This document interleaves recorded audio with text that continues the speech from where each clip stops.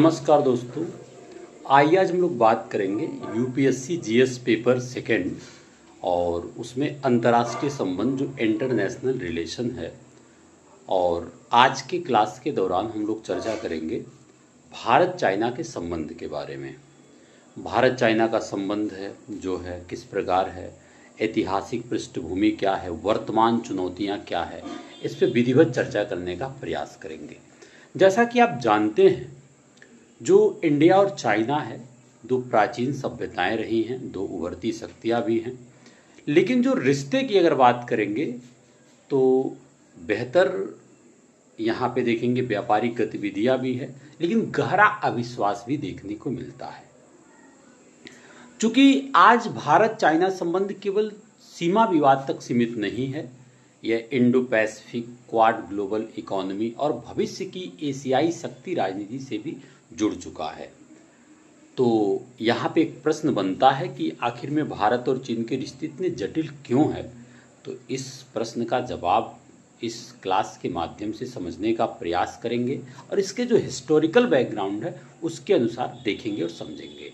ठीक है, देखिए, इंडिया और चाइना एशिया की दो प्राचीन सभ्यताएं हैं और आधुनिक उभरती शक्तियां हैं। जैसा कि मैंने आपको बताया, दोनों देशों के संबंध सहयोग, प्रतिस्पर्धा, संघर्ष और सामरिक अविश्वास का मिश्रण रहा है। आज भारत चाइना संबंध केवल द्विपक्षीय मुद्दा नहीं, बल्कि मैंने बताया आपको इंडो पैसिफिक, वैश्विक अर्थव्यवस्था और एशियाई शक्ति संतुलन से भी जुड़ चुका है।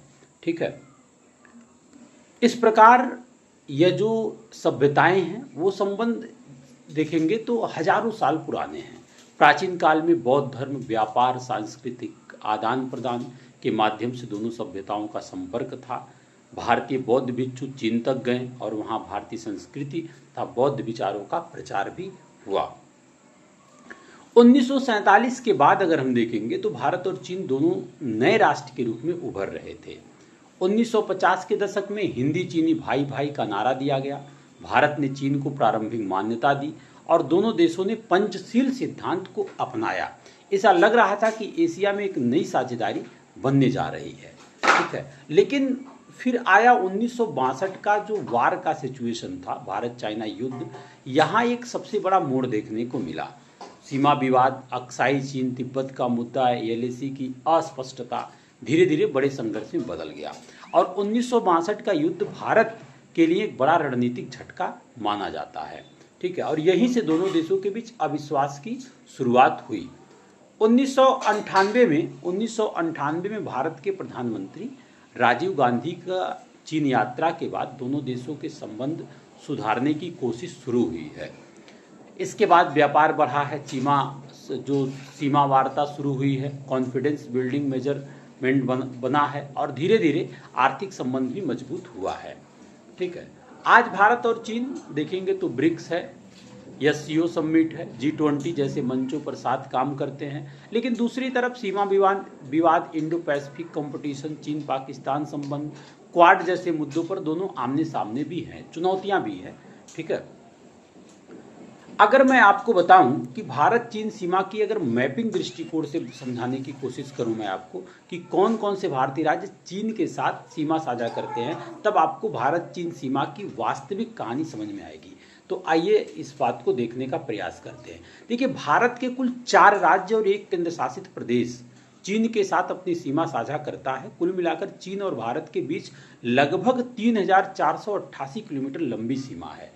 चीन की सीमा से लगने वाले राज्य और केंद्र शासित प्रदेश जो है इस प्रकार है। जैसे केंद्र शासित प्रदेश में लद्दाख है, राज्य में हिमाचल प्रदेश, उत्तराखंड, सिक्किम, अरुणाचल प्रदेश शामिल है। तो इस प्रकार साथियों, जो लद्दाख रहा है, लद्दाख जैसा कि आप जानते हैं कि भारत का उत्तरी क्षेत्र है और यह क्षेत्र अक्साई चीन विवाद के कारण सबसे संवेदनशील माना जाता है। ठीक है, यहाँ गलवान घाटी, पैंगोंग त्सो जो झील है, ठीक है, जैसे महत्वपूर्ण क्षेत्र भी स्थित है। अक्साई चीन विवाद जो काफ़ी जटिल है, क्योंकि चीन जो है अक्साई चीन को लद्दाख का हिस्सा भारत मानता है, लेकिन चीन इस क्षेत्र पर नियंत्रण रखता है। यही भारत चीन सीमा विवाद का सबसे बड़ा केंद्र है, जो अक्साई चीन है, जो लद्दाख में अवस्थित है। ठीक है, इसके अलावा हिमाचल प्रदेश जो राज्य है, हिमाचल प्रदेश का सीमित क्षेत्र चीन के तिब्बत क्षेत्र से लगता है। यह क्षेत्र अपेक्षाकृत शांत माना जाता है, लेकिन बॉर्डर इंफ्रास्ट्रक्चर, जो पेट्रोल मॉनिटरिंग है यहाँ भी महत्वपूर्ण है।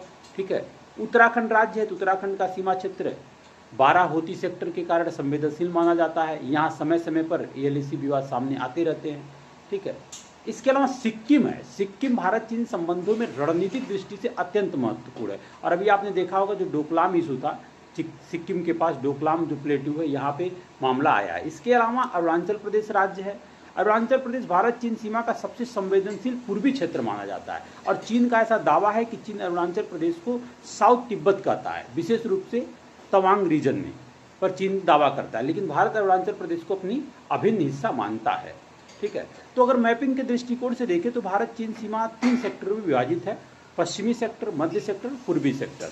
ठीक है, पश्चिमी सेक्टर में आपका लद्दाख जो अक्साई चीन का विवाद है, मध्य सेक्टर में हिमाचल प्रदेश प्लस उत्तराखंड राज्य, बाराहोती जो क्षेत्र है, पूर्वी सेक्टर में सिक्किम पर अरुणाचल प्रदेश है जो डोकलाम क्षेत्र में आता है। ठीक है, लेकिन भारत चाइना संबंधों में सबसे बड़ा मुद्दा है वास्तविक नियंत्रण रेखा यानी कि LAC। ठीक है, लाइन ऑफ एक्चुअल कंट्रोल जो है LAC, दोनों देशों के बीच LAC की स्पष्ट परिभाषा नहीं है। यही कारण है पेट्रोल क्लेश, face of, military build of लगातार देखने को मिलते हैं, विशेष रूप से गलवान घाटी, अक्साई चीन, अरुणाचल प्रदेश संवेदनशील क्षेत्रों में बना हुआ है। ठीक है, इसके अलावा जल सुरक्षा की चुनौती भी सबसे बड़ी है। चीन ब्रह्मपुत्र नदी पर बड़े बांध बना रहा है। भारत को चिंता है कि water flow control, ecological impact हो सकता है, फ्लड रिस्क है और भविष्य में बड़ा जियोपॉलिटिकल इशू बन सकता है।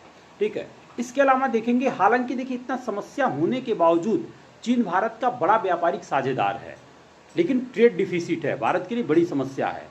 ठीक है, क्योंकि Bharat electronic, solar equipment, API, medicine वगैरह जैसे क्षेत्रों में अभी भी चीन पर ही निर्भर है, तो यह आर्थिक सुरक्षा के लिए भी चुनौती पैदा कर सकता है। इसके अलावा आप देखेंगे कि क्वाड, क्योंकि भारत क्वाड का हिस्सा है जिसमें यूनाइटेड स्टेट भी है, अमेरिका भी है, जापान भी है, ऑस्ट्रेलिया भी शामिल है।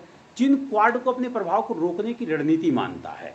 ठीक है, तो इस प्रकार इसके अलावा देखिए भारत का भी एक जो भूमिका है चाइना को संतुलित करने का, ये बेहतर भी है क्वाड के माध्यम से। इसके अलावा जो चाइना पाकिस्तान गठजोड़ है ये भी भारत के लिए सबसे बड़ी चिंता है, क्योंकि चाइना पाकिस्तान की जो गठजोड़ है, जो नेक्सस है, विशेष रूप से CPEC, Gwadar port, military cooperation Bharat की सुरक्षा चुनौतियों को बढ़ाते हैं। ठीक है, इसके अलावा जो टेक्नोलॉजी और साइबर चैलेंज है, चीन AI, 5G technology, cyber capability, service line technology में तेजी से आगे बढ़ रहा है। भारत के लिए डिजिटल सिक्योरिटी और टेक्नोलॉजी डिपेंडेंस नई चुनौतियां बना रही है और यहाँ पे भारत सरकार को काम करने की भी जरूरत है। तो इस प्रकार साथियों, भारत की वर्तमान रणनीति, भारत अब कोऑपरेशन, कंपटीशन दोनों मॉडल पर चल रहा है। जहां संभव हो व्यापार, ब्रिक्स कोऑपरेशन, और जहां जरूरी हो border security, quad partnership, military modernisation पर भी काम कर रहा है। तो इस प्रकार भारत चीन संबंध आज 21वीं सदी की सबसे जटिल जियोपॉलिटिकल रियलिटी में बन चुका है।